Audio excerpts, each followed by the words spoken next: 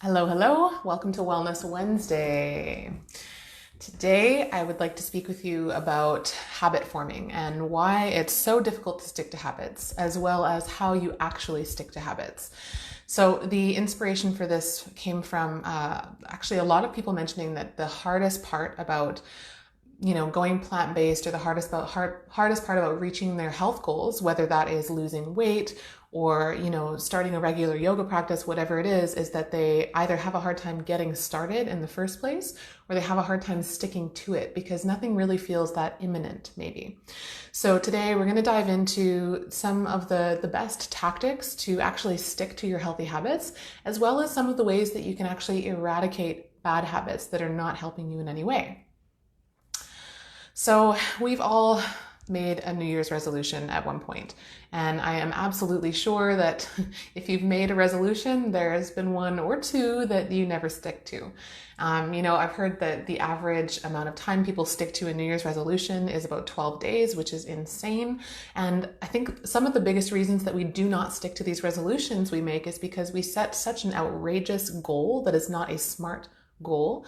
If you're not familiar with SMART goals, that is a specific, measurable, attainable, realistic, and timely. And so we either set these massive goals for ourselves, like going from never being a person who goes to the gym to being somebody who goes 5 days a week for 2 hours a day. That's just a crazy, unrealistic goal. Some of the other reasons we may not stick to them is because we actually don't take the right action steps to turn it into a habit.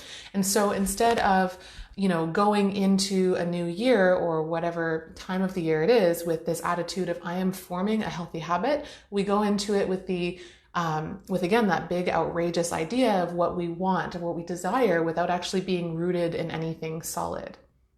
Another thing here is that a lot of people are not clear on their why they're doing something. So let's say that for you it is, I hear people say all the time, oh, I'm gonna eat a vegan diet next week. I'm starting a vegan thing next week, or I'm doing a cleanse next week, or whatever it is.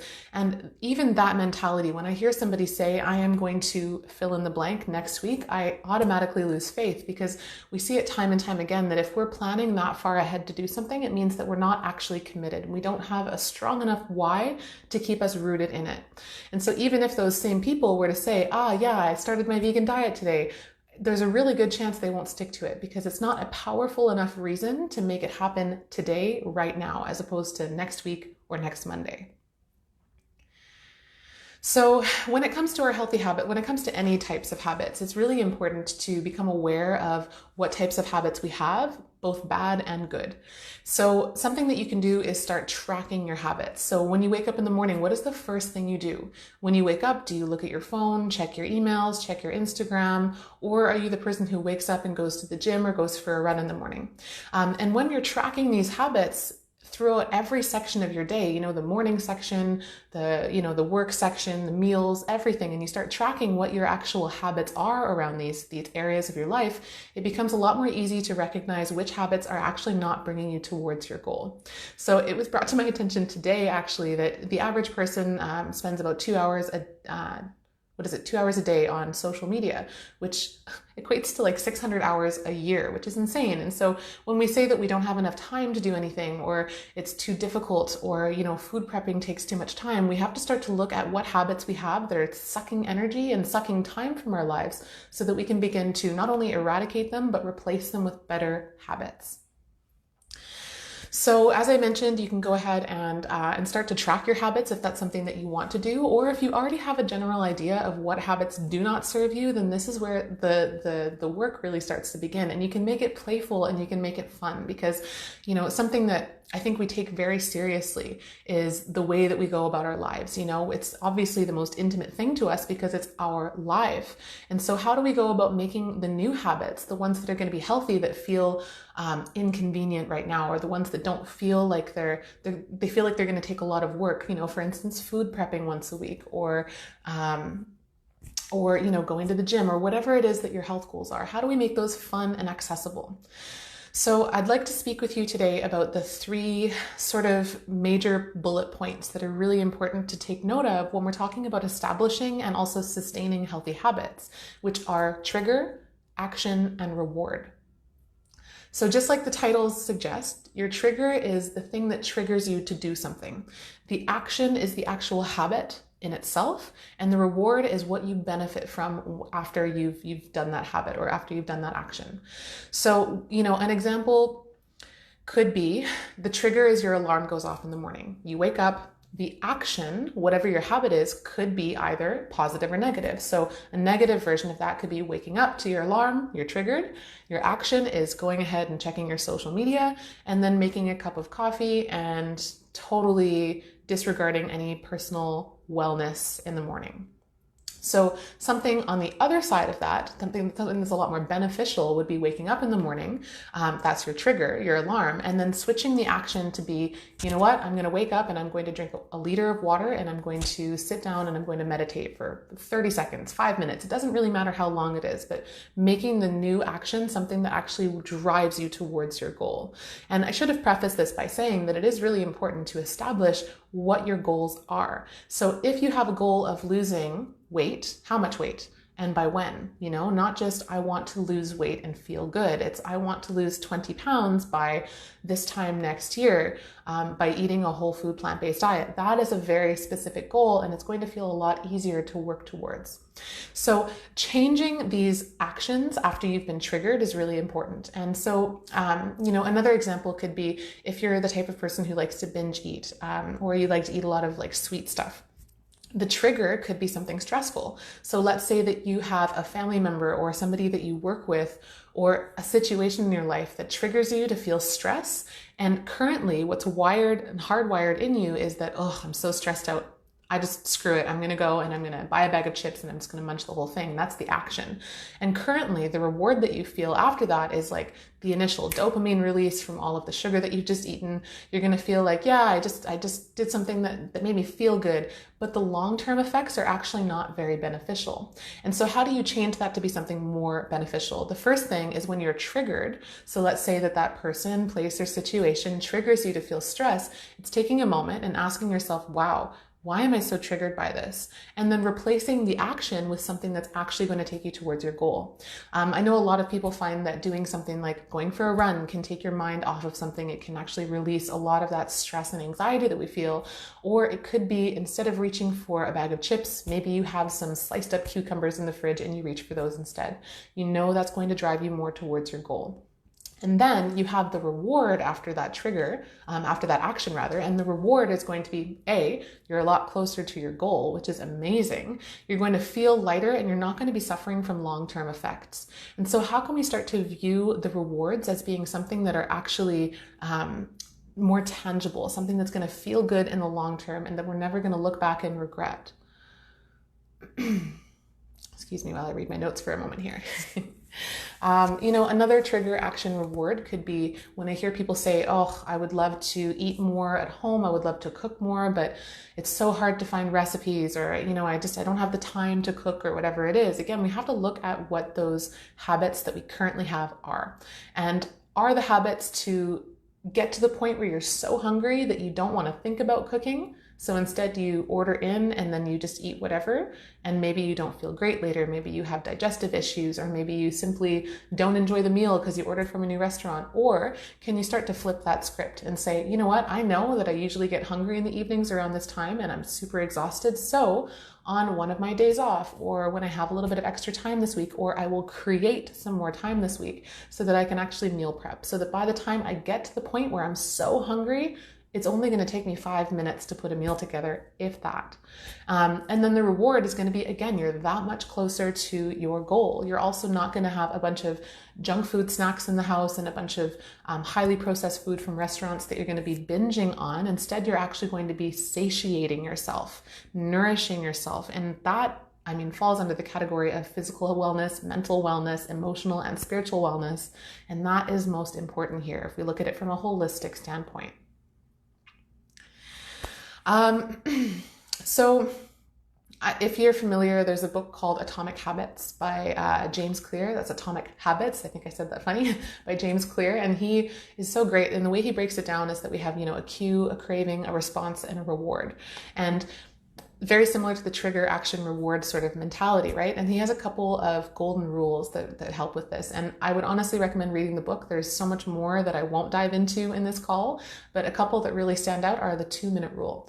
Now, this rule is, let's say that you want to cook more plant-based meals, or you want to get more into food preparation, or you know that you want to start a regular yoga or meditation practice, or you know you want to write more, you want to sing more, play piano, whatever it is.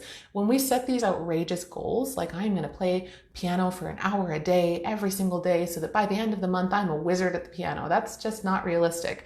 And it's the same thing for most of us. We're busy people. We have crazy stuff going on in our lives. So the 2-minute rule is giving yourself the space to open up to a new habit. So what you do instead is say, you know what, I am going to play the piano, or, whatever it is, meditate, or do 2 minutes of whatever that thing is that you want to do only. So by saying, I'm just going to give it 2 minutes, that could be even going to the gym. You could drive yourself or walk yourself or cycle to the gym, go to the gym, spend 2 minutes on the treadmill or lifting weights, and then leave again. And what you're doing is you're actually opening up the time and space to have that habit start to take hold. And you never know. By the time you get into it, maybe you actually get into it for more than 2 minutes, but just setting the timer and setting the time aside for whatever your health goals are, 2 minutes is all you need. And that's the same thing. If you know that you wake up in the morning and you wake up late and you're the kind of person who rolls out of bed and runs to work, and you're always just on time, just barely on time, give yourself 2 minutes in the morning. Set your alarm 2 minutes earlier, get up 2 minutes earlier, and keep pushing that 2 minutes the more that you feel for it. But starting with 2 minutes is all that you need. Another really great tip from James Clear's book is he talks about inversion, so making your bad habits impossible. One that he mentions that I thought was so good, an example he gave, is that you can, if you know that you're the kind of person who's always on social media and you're trying to spend less time on your Instagram or whatever, you can actually ask a friend or your partner or someone, a family member, to change your password every Monday so that you can't access any of your accounts until Friday. And then on Friday, you have the weekend to go ahead and be on social media. And then again, they change it on Monday. And that is having accountability, which is so, so important. And it's also making whatever bad habits you know you have impossible. So other ways that this could look would be like, hey, if you know that you wake up in the morning and you have someone in your house who makes you breakfast, or what's another example here? Basically, you're allowing for the people around you to be a support system. And so asking them to make whatever it is more difficult for you. And if you're not the kind of person who lives with people, if you work from home, if you're very independent, then you can still do this for yourself, and you can still reach out to people virtually and ask them to help you and support you and give you accountability for these. The other thing is you want to make your good habits satisfying. So you don't want to feel like, oh, it's a chore. I have to go sit and meditate for 2 minutes. I don't want to have to food prep and, do all this stuff. Instead of that, make it fun. Make it something that's enjoyable and satisfying, and something that you're going to look forward to. So for me, when I'm doing food prep, first of all, my peaceful place is in the kitchen, but that took time to get to that point. I didn't start out that way. When I first started cooking for myself, it was like, oh God, I'm so confused. No one that I grew up with ate plant-based food, and now I'm cooking plant-based. It was a whole different world. And it took time to get to the point where that became my happy place. But it started by making it a habit in the first place. So the way that I did that was by blasting my favorite music, getting in the kitchen and just getting messy and not caring that there's a mess afterwards, and then just cleaning it up. That was something for me that worked. And so what habits do you have that you could make more fun? If you know that you don't drink enough water, what can you do to make that more fun? Maybe you do water infusions and you infuse them with berries, or you can do something where every single time that you have a glass of water, you throw a little dance party for yourself. Like, you have to make these things, these new habits, these new health habits, something that feels good, something that's going to make you feel elated short term, so that when eventually the long-term results start to show, you didn't feel like you gave energy, or you don't feel like you regret anything. I hope that makes sense. So whenever you're trying to change a habit or your behavior, whenever you're trying to do that, it's very important to ask yourself these 4 questions. How can I make it obvious?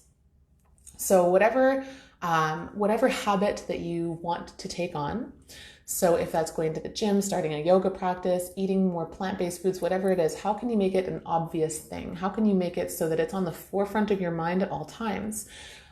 You know, some ways that you could do that are leaving sticky notes all over your house. Another way is by setting alarms. Another way is by, setting, if you know that you do your grocery shopping every Sunday or Saturday or something, then setting that as the cue so that you know, okay, I've got all my groceries before they even go into the cupboards or fridge. They're going to get chopped and prepped so that they're just done and it's off my mind, right?